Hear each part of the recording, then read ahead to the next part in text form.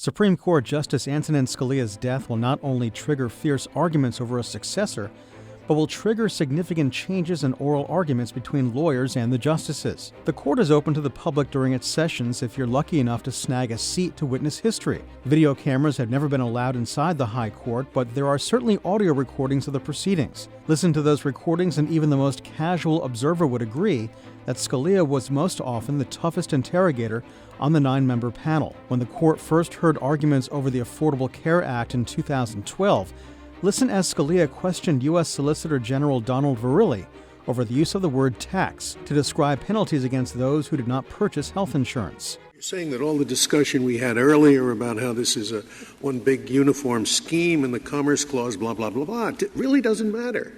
This is a tax, and the federal government could simply have said, without all of the rest of this legislation, could simply have said, everybody who doesn't buy health insurance at a certain age will be taxed so much money, right?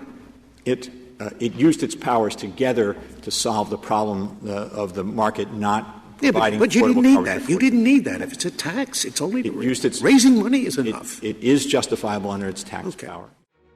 When the court first heard arguments on the issue of gay marriage in 2013, Scalia challenged attorney Ted Olson to specify when same-sex marriage was originally deemed unconstitutional.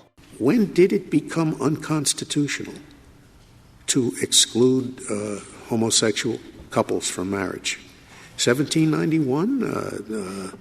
1868, when the 14th Amendment was adopted? And he was known to elicit laughter in the courtroom as well. What happened is you're going to have an intelligent federal court deciding whether you're going to make an exception.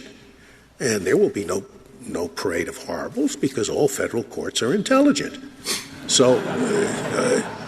And Scalia will be remembered for his sharp wit as well.